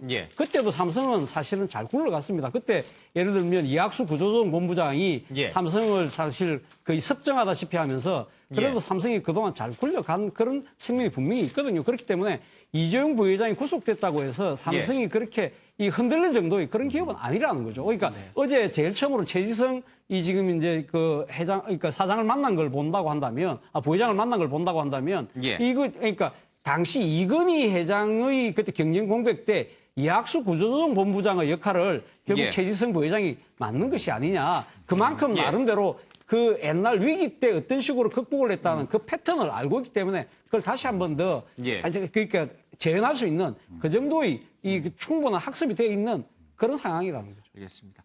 뭐 법 앞에는 만인이 평등한 만큼 이재용 부회장도 조그만 1.4평짜리 구치소에서 1,400원짜리 밥을 먹고 식기도 본인이 씻어야 되고 이런 생활을 하게 됩니다. 아마 태어나서 한 번도 해본 적이 없을 텐데 어떻게 지낼까? 뭐 다들 이게 많은 사람들은 관심을 갖고 있는 것 같습니다. 어쩔 수 없죠. 법이 그렇게 돼 있으니. 아니 뭐 누구도 피해갈 수 없는 없죠. 거 아니겠습니까? 대통령 그동안에 피해갈 수 뭐 없고 재벌 총수도 피해갈 수 그럼요. 없고 죄를 진 사람, 네. 구치소에 들어간 사람 모든 사람들이 어쩔 수가 없죠. 사실은 이제 재벌 2세까지만 해도 약간의 그 아버지 세대에서 좀 고생할 때의 그런 유년 시절에 그런 고생했던 기억들을 가지고 있거든요. 근데 재벌 3세 정도 되면 사실은 이제 그런 기억조차 없는 상황이 되는데 아마 이재용 부회장 입장에서는 난생 뭐 정말 보도 듣도 못했던 지난 열 몇 시간 지난 구속영장 발부 안 됐을 때요. 3주 전에 그때도 굉장히 힘들었을 텐데 이제 뭐 구속된 상태니까 얼마나 힘들겠습니까? 아마. 알겠습니다. 자, 이재용 구속이 초래할 후유증을 주목한다라고 해서요. 뭐 구속영장을 놓고 왈가왈부하기는 힘들지만 빈대 잡으려다가 초가삼간을 태우는 듯한 잘못으로 보이니 참으로 우려된다라는 칼럼이 하나 있습니다. 그리고 뭘 안 주면 안 줬다고 패고 주면 줬다고 팬다는 김영배 한국경총 부회장의 말도 흘려들을 수 없다라는 얘기를 하고 있습니다. 이런 가운데 탄핵 심판의 영향에 긴장하는 청와대 뇌물수수 혐의에 대해서 적극 대응해야 된다 이런 얘기를 하고 있습니다. 조대진 변호사, 그동안 이 대리인단 쪽에서는 지난번에 이재용 부회장의 영장이 기각된 것을 놓고 봐라. 대통령 뇌물죄에 대해서는 일단 법원이 이재용 부회장에 대해서 영장을 기각하지 않았느냐라고 그때는 굉장히 이 사건과 이재용 부회장의 사건과 대통령의 탄핵을 연결시켰는데 이번에 영장이 발부된 이후로는 이 부회장에 대한 영장 발부와 대통령 탄핵은 또 별개다. 이렇게 또 입장이 또 바뀌었어요. 그렇죠. 그러니까 그런 부분을 볼 때 박근혜 대통령 대리인단의 그 논리라든지 변론의 방향 자체가 일관되지 않는다는 비판을 되게 받고 있습니다. 아까 말씀드린 대로 처음에 이제 구속영장이 이재용 부회장이 기각됐을 때는 이거 봐라. 법원도 이거 뇌물 아니라고 보는데 이게 무슨 뇌물에 관련된 탄핵 사유가 되느냐라고 주장을 하다가 이제는 받아들이니까 그건 사실상 관계가 없는 부분이다라고 지금 또 말을 바꾸고 있는 거거든요. 근데 하지만 지금 헌법재판관들도 이 이재용 부회장에 관련된 구속영장이 받아들여졌다는데 되게 그 의미를 두고 있을 겁니다. 왜냐하면 관련돼서 어쨌든 뇌물에 관련된 부분을 준 사람에 관련된 부분은 인정을 한 부분이니까 간접 심사의 영향의 평가의 성격이 있거든요. 그렇기 때문에 이런 부분을 헌법재판소가 되게 유의미하게 바라봤을 때 탄핵 심판에 아주 지대한 영향을 줄 가능성이 높습니다. 근데 그 부분은 좀 조심해야 될 것 같은데요. 왜냐하면 구속했다 그래서 유죄는 아니거든요. 그렇죠. 수사를 더 있으니까. 잘해라는 얘기지. 뭐 그랬다고 불구속했다고 이게 무죄도 아니고. 그래서 지금 양쪽에 이런 얘기들이 첨예하게 나오는데 진짜로 이게 자꾸만 막 이렇게 쌓여갖고 나중에 결정 나온 거에 대해서 서로 분열되는 모습. 그것만은 좀 막는 그런 서로 간의 협의와 정신이 필요하다고 생각합니다. 조금 더 재판을 지켜봐야겠죠. 그렇습니다. 이 단초가 됐던 거, 이재용 부회장이 이번에 구속영장 발부가 된 단초가 됐던 게 바로 이 안종범 수석의 업무수첩 39건인데 사초 같다라는 얘기가 나옵니다. 2014년부터 2016년 11월까지인데 뭐 아주 깨알같이 적혀 있기 때문에 왕실의 사초 같다 이런 얘기도 좀 하고 있습니다. 자, 헌재가 박 대통령 최종 변론 출석하면 직접 신문하겠다라고 밝혔습니다. 헌재에서 24일로 정리기를 잡아 놓으니까 대리인단 쪽에서 대통령이 출석할 수도 있다라고 하는데 헌재 쪽에서는 대통령이 출석하게 되면 국회 소추위원들이라든지 헌재 재판관도 직접 신문할 수 있도록 해야 한다. 그건 너무 당연한 거다. 이제 이렇게 얘기를 하고 있죠. 대통령 대리인단은 그게 아니라는 거죠. 대통령 대리인단은 그걸 생각했던 것 같습니다. 이제 변론이 종결된 뒤에 당사자가 나와가지고 그러니까 특검은 안 받고 헌재에 나가서 국민들을 상대로 해서 본인을 소명하는 기회를 갖고자 했던 걸로 보입니다. 하고 싶은 말만 하고 오시겠다. 그러니까 특검에서는 조사를 안 받고요. 그랬는데 이제 헌법재판관들이 그런 얘기를 한 거죠. 아니 무슨 소리냐. 나왔으면 우리도 당연히 물어볼 수 있고 그런 부분에 참작을 할 수 있다라고 얘기를 했기 때문에 지금 대통령 대리인단이 생각하는 것과는 많이 다르게 그러니까 이런 헌재가 이런 생각을 갖고 있다면 전격적으로 또 다시 안 나오는 방향으로 또 선회할 가능성도 있어 보입니다. 그런데 말이죠. 그러니까 대통령이 직접 나와서 만약에 그런 국회 소추인단이라든지 아니면 그 헌법부 재판관이 질문했을 때 답변을 안 할 수도 있대요. 안 하고 그렇겠죠. 그냥 떠날 수도 있대요. 예전에 이영선 행정관도 그랬지 않습니까? 그렇죠. 그런데 그러니까 그 케이스하고 조금 다르긴 다르지만 아무튼 대통령이 일방적으로 자신의 이야기만 하고 갈 수도 있다는 거죠. 근데 문제는 그렇게 대통령이 그렇게 갈 수는 있지만 예. 그 후폭풍은 저는 만만치 않을 거라고 봅니다. 그 자체가 상당히 국민 여론을 악화시킬 부분도 있고 예. 헌법 재판관들의 상당한 이 노여움을 살 수도 있다. 그것이 오히려 더 큰 역효과를 갖고 올 수 있다. 그런 측면에서 대통령이 아마 헌재에 나가는 부분이 상당히 망설여지지 않을까 하는 생각입니다. 예, 뭐 직무정지가 되긴 했습니다만은 그래도 대통령 신분을 유지하고 있는 상황에서 헌재 재판관들 간의 뭐 자리 문제라든지 높낮이 문제 뭐 여러 가지 고려될 것도 많아서 쉽게 결정할 수 있는 건 아닌 것 같습니다. 정치권 소식 좀 짚죠. 안희정 충남지사의 지지율이 파죽지세입니다. 20% 벽을 뚫었다라고 하는 여론조사 결과도 나왔습니다. 덩달아서 문재인 전 대표의 지지율도 33%로 껑충 뛰었습니다. 50대와 이 충청권 보수층에서 안 지사의 이 지지율 상승이 무섭게 치고 올라오고 있습니다. 이거 하나 더 보겠습니다. 20대와 40대 진보층에서는 문재인, 그리고 50대와 60대 보수층에서는 안희정이 1위를 달리고 있다라고 하고 있습니다. 충청권에서는 문재인에게 10%포인트 차이로 1위를 지키고 있습니다. 굉장히 차이가 크게 날 정도로 안희정 지사가 앞서가고 있죠. 전체적으로는 민주당 후보의 지지율이 60%로 늘어나서 외연 확대에는 도움이 됩니다만 문재인 전 대표가 좀 초조해지지 않을까 이런 생각도 좀 듭니다. 어떻게 보세요, 김희가 선생님? 네, 그 대권을 누가 갖느냐는 그 시대적 상황, 시대적 소명에 누가 가장 잘 부응하느냐, 그 부응하는 자가 사실은 대권을 거머쥐게 되어 있습니다. 저는 지금 안희정 지사의 스탠스, 안희정 지사는 가장 박근혜 대통령과 가장 반대쪽에 있는 포지션을 지금 취하고 있다. 그게 뭐냐? 지금의 국민의 시대적 요구는 공정함, 그리고 진짜 민주주의, 살아있는 원칙, 살아있는 상식, 즉 원칙과 상식이 살아있는 세상을 원하고 있거든요. 그 지점에 지금 안희정 지사가 정확히 그 포지셔닝을 하고 있고요. 지금 뭐 50대, 60대 또 중도 보수층 이런 말씀 하십니다만 저는 지금의 흐름을 보는데 가장 핵심적인 사건은 반기문 총장의 불출마 선언 이전과 이후라고 봐지는데요.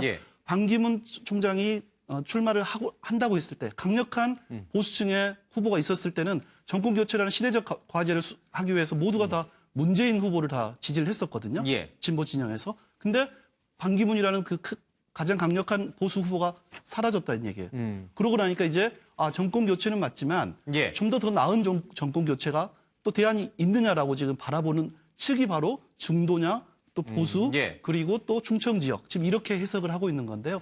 저는 문재인 후보 굉장히 지금 긴장할 타이밍이라고 보고요. 물론 이제 문재인 후보가 같이 올라가고 있습니다만은 저는 지금 선거인단 수가 200만 정도가 넘어간다 이러면 아마 여론을 주도하는 층에서 여론조사와 거의 비슷하게 결과가 나오지 않을까. 그런 점에서 보면 저는 지금 안 지사의 이거는 그냥 단순한 현상이 아니다. 꽤 주목해야 될 현상이다라고 저는 지금 보고 있습니다. 근데 이게 뭐 본선이었다면은 이제 이런 파죽지세가 굉장히 위협적인 게 될 수 있겠습니다만 일단 안희정 지사와 문재인 전 대표는 당내 경선에서 붙는 단계거든요, 그렇죠? 저기 2011년도에 서울시장 선거를 할 때요, 무소속의 박원순과 민주당의 박영선이 했을 때요, 체육관에 가서 직접 선거를 할 때가 있었습니다. 그때 어떤 예상이 나왔느냐?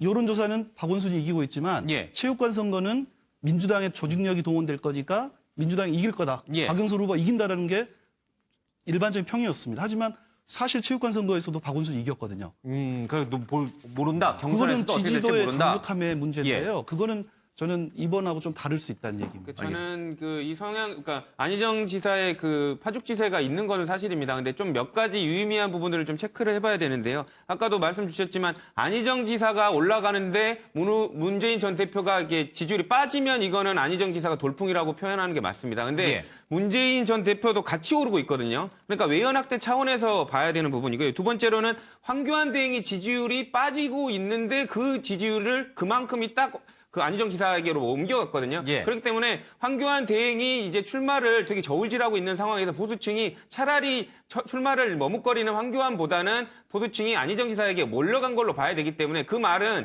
민주당 내에서 지지층이 문재인 전 대표에서 그 안희정 지사로 옮겨간 게 아니기 때문에 그냥 보수층이 더 늘어난 것이 뿐입니다. 그러면 아까 말씀 주신 대로 민주당 내 경선에서는 큰 차이가 없이 그 지지율이 유지될 예. 것이기 때문에 오히려 이 부분에 있어서는 돌풍이라고 평가할 수는 없을 거라고 예. 저는 보여집니다. 민주당 내 당원을 상대로 한 조직 선거에서는 문재인 전 대표가 압도적이다. 그러나 당을 떠난 어떤 전반적인 여론 지지층에서 보면 보수층에서 황교안 총리를 권한대행을 지지했던 사람들이 안희정 지사 쪽으로 많이 건너간 것이다. 그러니까요. 알겠습니다. 지금 JP 말을 들으면 이게 정치가 허업이라는 거 아닙니까? 근데 지금 이렇게 요동친 거는 반기문 총장이 사퇴를 했기 때문에 그렇지 않습니까? 이제 앞으로 일어날 일 중에 하나가 탄핵 아닙니까? 탄핵이 인용되냐 기각되는데 그거를 통해서 아주 지금까지 나온 거와는 또 다른 큰 회오리가 있기 때문에 지금 나온 숫자 갖고서 뭐 유의무의를 따지는 거 이것은 조금 앞선 것 같고 사실 아직도 멀다. 예. 허업이 될 수 있다 이렇게 생각이 됩니다. 그렇죠. 이제 뭐 아직 선거 남아 있어요. 변수가 12월에 많습니다. 있을 수도 있는 거고 네. 예, 여러 가지 변수들이 있기 때문에 좀 더 지켜보겠습니다. 우리나라도 이 페이크 뉴스, 가짜 뉴스 때문에 뭐 여러 가지 얘기들이 나옵니다만은 지금 인터넷에서는 안희정 지사의 어떤 지지율 상승과 맞물려서 안희정, 이명박, 이광재 지사의 이 페이크 뉴스가 좀 많이 돌아다니고 있는 모양이에요.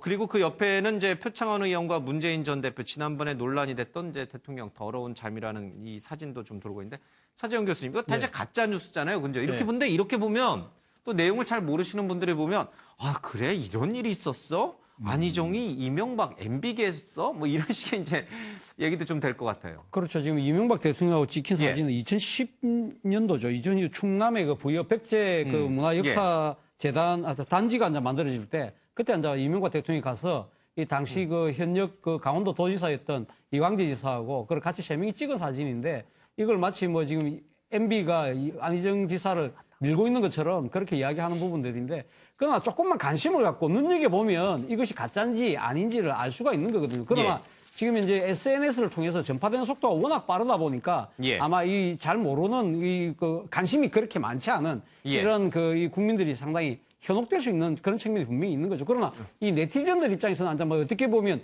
이 나쁜 의도로 만든 사람들도 있지만 재미로 만든 사람도 있을 것이고 그러한 옥석을 잘 구분해서 아마 선관위가 적정한 이 제재를 가해야 될 필요가 있지 않을까 생각합니다. 뭐 패러디하는 거는 좋습니다만 이렇게 이제 사실을 왜곡하는 가짜 뉴스들은 이렇게 옳지 않은 것 같습니다. 이건 좀 짧게 하나 좀 다루죠. 김용미 씨 낙검수의 진행자 김용미 씨가 한국당에 입당을 했나요? 했죠. 본인이 했고 본인이 지금 그 페이스북에 그 글을 올렸죠. 그래서 어떻게 보면 그러니까 김용민 씨가 뭐 잘 아시다시피 그 2012년 당시 그 총선 때 당시 통합민주당 후보로 나갔다가 막말 그 파문 때문에 사퇴를 했지 않습니까? 그렇다고 한다면 자신을 그러니까 거꾸로 틀린 그 어떻게 보면 정적이라고 할 수 있는 그러니까 지금 자유한국당이 당시 새누리당이었으니까 거기 들어간다는 걸 보면 좀 말이 안 되는 상황인데 근데 왜 들어갔을까요? 그거는 내처럼 이런 사람들도 마구잡이로 받아주네? 이런 식으로 해서 자유한국당의 정체성 자체를 좀 이렇게 우회적으로 역설적으로 좀 디스하려고 하는 그런 측면이 있다. 그런 측면에서 자유한국당에서는 김용민 씨에 대해서 지금 좀 나쁜 의도로 우리를 입당해서 우리 그 당의 정을 모욕했기 때문에 그런 측면에서 아마 명예훼손으로 법적 그러니까 처벌을 할 수 있도록 무슨 형사소송을 진행을 하겠다고 입장을 하겠다고 합니다. 비판하는 거는 좋습니다만은 조롱하고 희화하는 거는 좀 우리 정치 문화에서 좀 사라졌으면 좋겠어요. 맞는 뭐 본인은 또 어떤 나름 이제 정치적 소신을 갖고 하는 행동이겠습니다만 또 보는 사람들 입장에서 볼 때는 또 동의하지 않는 분들도 분명히 존재하는 것 같습니다. 정정당당 이 말이 여의도에 아주 높이 세우기를 바라겠습니다. 알겠습니다. 자, 다음 이제 북한 소식으로 좀 가보도록 하겠습니다. 김정남의 이 독살과 관련돼서 새로운 얘기들이 계속 쏟아지고 있습니다. 잠깐 화면 보고 가겠습니다. 안녕하세요. 안녕하세요. 혹시 김정남 선생님 맞습니까? 안녕하세요. 저 장남인데 후계자로 되지 못한 거에 대해서는 괜찮습니까? 저는 뭐 원래 그 점에 대해서 그 유감스러운 점도 없고요. 또 관심도 없었을 뿐더러 전혀 저는 개의치 않습니다. 장남 있고 둘째 아들 정철 씨도 있잖아요. 근데 왜서 셋째인 정은 씨가 후계자로 되었는지 그게 그거는 역시 부친께서의 그 결단이라고 생각을 합니다. 그럼 또 정은 씨에 대한 메시지 같은 건 어떤? 예, 뭐 저는 동생이 북한 주민들을 위해서 정말 주민들의 윤택한 생활을 위해서 최선을 다해줬으면 합니다. 예. 개인적으로 3대 세습에 대해서는 저는 반대를 합니다. 하지만 나름대로의 내부적 요인이 있었다고 생각을 합니다. 내부적 요인이 있었으면 거의 따라야 한다고 생각을 합니다. 예. They rejected raising the issue which is nothing to do with the clarification of the cause of death. 예, 북한의 소행이 너무나 명백해 보이는데 저 북한 말레이시아 대사는 남한이 이걸 또 조작한 것이다. 남한의 이 국내 정치 현실을 덮기 위해서 남한 정부가 조작한 것이다. 라는 식으로 황당한 주장을 하고 있는데 강 교수님, 이 얘기 이제 조금 더 풀어보겠습니다. 이제 어쨌든 황당한 주장입니다. 자, 북한인 추정 스파이 3개월 전부터 암살 작전에 들어갔다라고 하는데 지금 이 조종을 했던 남성이 잡혔죠. 그렇죠. 이제 4명 중에 한 명의 남성이 북한 요건 소지자로 밝혀졌거든요. 이제 말레이시아 경찰에서 그렇게 보고 말레이시아 경찰도 이제는 확실하게 이게 북한의 소행이라는 쪽으로 가고 있는 것 같습니다. 이름이 리영이에요. 그렇죠? 그 남성 58세의 리영이라고 하는 남성이 평양 출신인데 이 사람이 지금 이 여성들을 매수를 해서 김정남을 독살하도록 시킨 배우자로 지금 지목되고 있습니다. 그러니까 이용이가 체포된 게 아니고요. 40대 남성의 북한 소지 요건자가 체포되고 지금 리용을 추적하고 있는 겁니다. 그런 건가요? 그러니까 제가 잘못 알았군요. 3개월 전부터 그러니까 여러 차례 이제 북한 말레이시아에 드나들면서 아마 그 공작 임무를 수행하던 사람으로 말레이시아도 추정하고 있고요. 또 이 리용이라는 인물은 북한 대사관과도 밀접하게 연관이 있는 것으로 보고 있기 때문에 지금 이 사람을 지금 추적하고 있는데 그렇지 이 사람이 추적이 안 되더라도 남성 4명 중에 1명이 북한 요건 소지자로 체포됐기 때문에 아마 조만간 말레이시아 경찰이 사건 배후의 전모에 대해서 밝히지 않을까. 말레이시아 경찰도 지금 북한 소행 쪽으로 지금 다가가고 있는 것 같은데 그래서 어제 새벽입니다. 새벽에 1시에 자다가 일어나가지고 대사가 기자 브리핑을 할 정도로 지금 급박하게 돌아가고 있다는 거죠. 새벽에 대사를 깨울 수 있는 사람은 북한에서 한 사람밖에 없습니다. 김정은이죠. 김정은이 오더가 떨어지지 않으면 새벽에 대사 보고 나가서 빨리 기자회견해가지고 우리 소행이 아니란 쪽으로 말레이시아 정부나 말레이시아 경찰을 압박하라는 지시가 내릴 사람이 누가 있겠습니까? 그래서 저는 이번에 기자회견을 하는 걸 보고 그 강철이에요. 또 이름도. 그 강철 대사가 기자회견을 하는 걸 보고 그 내용이 아주 상당히 자기네를 이제 발뺌하고 앞으로의 경찰 수사에 방해를 놓기 위한 그리고 북한 소행이 아니라는 쪽으로 몰고 가기 위한 그런 행위로 추적되고 아마 이것이 김정은의 지시가 아닌가 생각이 됩니다. 그런데 이 지금 범행의 직접적인 이 혐의를 받고 있는 이 두 여성, 한 명은 베트남인 국적, 또 한 명은 이제 인도네시아 국적인데 이들이 정말 북한에서 고도로 훈련받은 특수 요원인지 아니면은 정말 단순하게 돈이라든지 아니면 뭐 여기 나옵니다만은 한국 가서 쇼핑을 시켜주면서 환심을 사서 이렇게 이용당한 그런 사람인지를 모르겠어요. 일각에서는 북한의 특수 부대 모랑꽃 소대인가요? 목랑꽃 소대. 목랑꽃 소대. 거기 출신일 것이다 이런 얘기도 나왔었는데 지금은 약간 좀 분위기는 좀 달라졌죠. 맨 처음에는 그렇게 모두 추정을 했고, 맨 처음에는 북한 여성들이 가짜 여권을 소지를 해서 투입된 줄로 알았는데, 나중에 밝혀진 거는 순수 외국인인데, 그 외국인이라는 문제도 지금 신원이 오락가락하는 게 왜 그러냐면, 말레이시아 측에서 확인된 인도네시아 여성은 25세로 91년생으로 나오고, 인도네시아 측에서 실제 그 현지에 있는 호적을 확인한 결과는 거기에는 89년생으로 나온다는 겁니다. 그러니까 이것도 신원이 진짜 신원이 아닌 같은 인도네시아 국적은 맞는데 뭔가는 확인이 다르다. 이것은 그 인도네시아 호적을 가져다 썼을 경우도 있고요. 특히로 용병으로 이렇게 고용했을 가능성이 있다는 거죠. 이것이 소위 군사 작전으로 놓고 볼 땐 꼬리 자르기. 그러니까 현장에 누군가가 직접 투입이 안 되고 누군가를 임시로 고용해서 특히 적은 비용으로 제대로 된 살수들을 고용하는 데는 상당한 금액이 들어가는 걸로 알고 있습니다. 그런데 우리가 많이 알다시피 북한은 지금 현재 대북제재를 경제적 상황이 많이 악화된 상황이고 자금줄이 줄어들었습니다. 그러한 문제가 실질적으로 뭐 어떠한 암살 시도라든가 테러 행위, 특수부대 활동에 지장을 주는 효과의 또 다른 반증이 아닌가 보였습니다. 아니 근데 그러니까 이제 만약에 이 여성들이 특수부대 요원들이 아니고 이렇게 지금 포섭당한 돈이라든지 아니면 이렇게 쇼핑을 시켜준다는 환심을 해서 포섭당했다라면 북한은 왜 자신의 어떤 특수부대 요원인 여성 요원들을 활용해서 암살을 하지 않고 왜 굳이 돈 들어가면서 이 테러 조직, 국제 범죄 조직을 끌어들여서 김정남을 살해했을까? 그러니까 김정남이란 자체를 건드리는 것 자체가 국제적 이슈입니다. 그러니까 김정남 자체는 가장 결국 푸르는 망아지예요. 그런데 그 사람이 김정일의 아들이라는 그 이유 하나로 김정남의 신변에 어떠한 사소한 문제가 생기더라도 그것은 100% 북한하고 연결되는 자동 연결이 되는 문제이기 때문에 어찌 보면 직접적인 특수부대 요원을 직접 김정남의 몸에 손을 대는 그 부분을 상당히 조심스럽게 피하지 않았는가 이렇게 보여지는 거죠. 그러니까 북한 소행이라는 걸 감추기 위해서 이렇게 국제 암살단을 이제 포섭한 것이다. 내지는 관광객을 포섭한 것이다.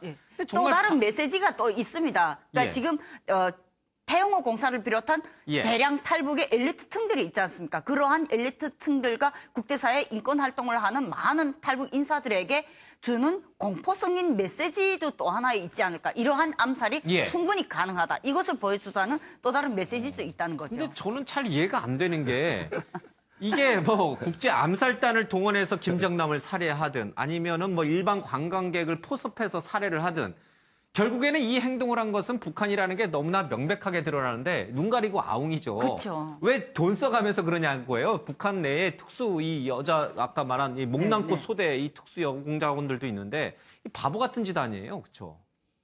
지금 그래서 지금 이게 도대체 아리까리하고 이거 북한 그러니까 이게 뭔가 이상해요. 북한 소행일이 아닐 수도 있다는 쪽으로도 많이 이제 뭐 마피아와 연결된 어떤 다른 조직에 의해서 뭐 다른 뭐 군정 관계 때문에 암살되지 않았나 이런 쪽으로도 올라가고 있었는데요. 지금 모든 걸 종합해 보면 북한 소행이 맞는데 왜 이렇게 오리수가게 하려고 했던 건 아닌 것 같아요. 치밀하게 조직한다고 한 엿보이거든요. 지금 인도네시아 여성은 그 뭐 95년생이다 89년생이다 하는 건 차이가 없습니다. 왜냐하면 호스티스로 나이트클럽에서 일하려면 젊은 여성으로 나이 바꾸는 건 시군중복이기 때문에 그건 뭐 한 사람이라고 보여지고요. 그 같은 사람이고. 문제는 이 여성은 말레이시아에서 포섭이 됐고 호안티앙이라는 베트남 여성은 공을 많이 들였습니다.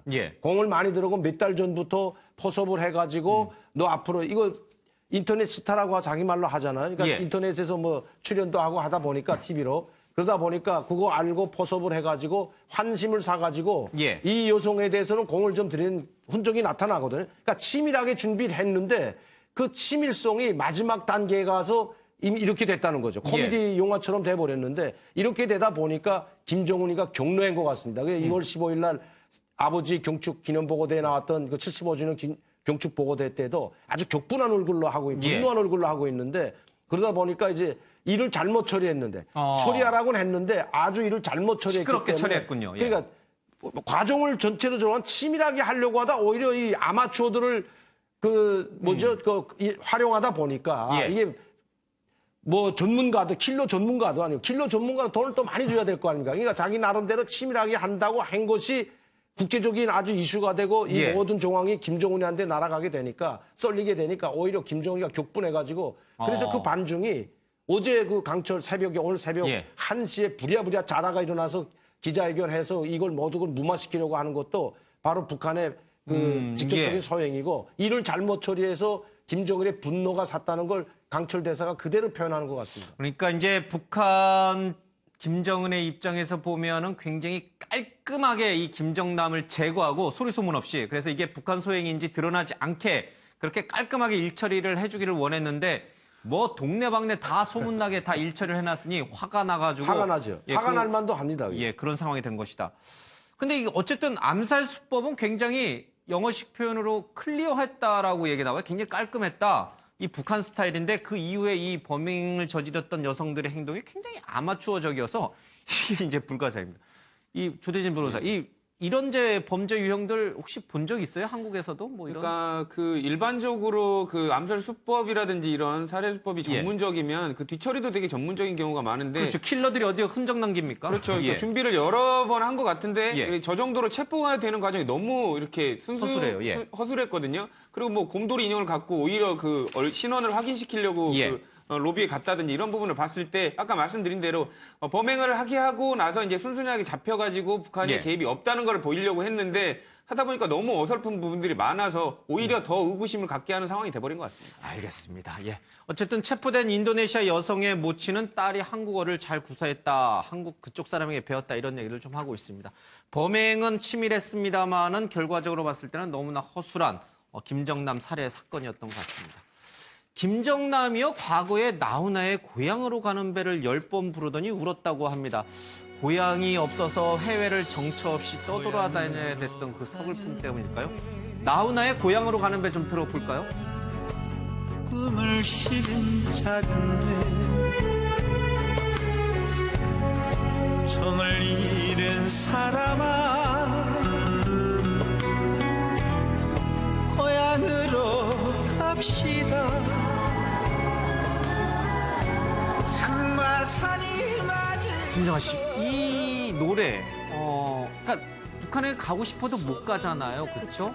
그래서 정처 없이 마카오, 싱가포르, 말레이시아를 떠돌아다녀야 했던 김정남의 어떤 서글픔이 이 나훈아 씨 노래에 담길 거고 이걸 무려 10번이나 불렀다는 목격자가 나오네요. 저런 문제 같은 경우에는 김정남이나 우리 탈북민들이나 고향 못 돌아가는 심정은 똑같은데 우리하고 김정남이 심정은 또 다를 것 같습니다. 예. 김정남이는 그 독재자 아들이잖아요. 예. 내 아버지가 독재자인데 그게 영도자인데 적어도 통치자인데 내가 그 땅을 못 간다? 예. 이 마음의 비운이 더 심각했을 것 같아요. 그리고 탈북자들도 똑같습니다. 고향에 대한 노래만 나오게 되면 그 처절함과 그 순간의 감정은 통제가 안 돼요. 근데 예. 김정남이도 역시 인간이기 때문에 그것만은 피해가지 못했다. 고향- 특히 한국의 노래 같은 경우에는 북한의 노래는 고향에 대한 애절함 부르고 울고 자실 것도 없어요. 근데 한국의 노래 같은 게 너무나도 리얼하고 그 감정을 디테일하게 너무나도 잘 예. 표현을 했기 때문에 탈북자나 지금 북한에 들어간 한류 열풍 문제도 바로